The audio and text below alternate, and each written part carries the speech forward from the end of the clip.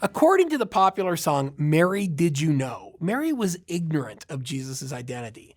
The song asks Mary a series of questions like, Mary, did you know that your baby boy would save our sons and daughters?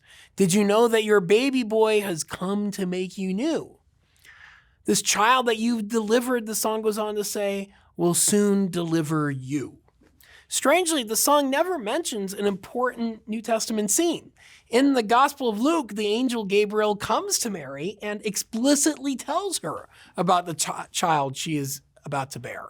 Gabriel makes clear to Mary that her child is the Messiah, a figure that Jews would have connected to hopes for a new creation. So in fact, Mary did know that the child she would deliver would make things new. When Gabriel first speaks to Zechariah, he addresses the priest by name. Do not be afraid, Zechariah.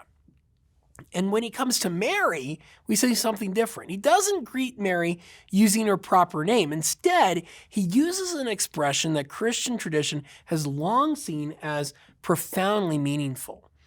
Many Bible translations render Gabriel's greeting with something like, Hail, favored one, is the standard translation. And this is not wrong. The Greek expression used by Gabriel does mean favored one.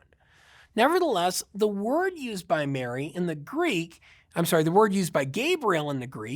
an important connotation that I don't think favored one really captures. The Greek term translated favored one is kakeratomene. Now, this word comes from a Greek noun that has great significance elsewhere in the New Testament. It comes from the word charis, which is the word that elsewhere in the New Testament is translated as grace. When Paul talks about being saved by grace, he's using this word. Gabriel tells Mary later that she's found favor with God. In Greek, that word favor is actually charis. So in effect, Gabriel is telling Mary that she has found grace with God. Now, Jerome, the famous Bible scholar of the ancient church, translated the Bible into Latin in the 380s, and when he did that, he wanted to preserve that grace language that we have in kakeratomene. And so he rendered the verse, Hail full of grace, in Latin, gratia plena. And this has become a kind of traditional translation, full of grace. It really does capture the way Luke uses a word that is associated with grace elsewhere in the New Testament. In Luke's gospel, when Zechariah first hears the news of the birth of his son, John the Baptist doubts. Mary, however, believes. Now, Augustine would explain why. Mary was moved to believe because of grace.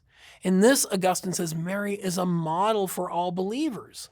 Augustine writes, What you marvel at in the flesh of Mary, perform in the depths of your souls. He goes on and he says, when you believe in the heart unto justice, you conceive Christ. And when with the lips you confess unto salvation, you give birth to Christ. As Augustine says elsewhere, Mary conceives Jesus in her heart by faith, through grace, even before she conceives him in her womb. It's a theological reflection that helps us see that the Christ who's present in Mary is also present to all those who receive his grace. In this sense, all believers, as Augustine would say, give birth to Christ. This grace is what makes faith possible. In my opinion, the hymn, Mary, Did You Know, communicates all the wrong lessons about the mother of Jesus. Mary does not need us to explain to her what God has done. It's hard to understand how this song finds its way into churches every year. Is it a classic hymn? No. It was written pretty recently, 1984. Was it written by some legendary composer? No. It was written by a Christian comedian, Mark Lowry. In short, Mary shows us by her faithfulness what the power of grace can accomplish.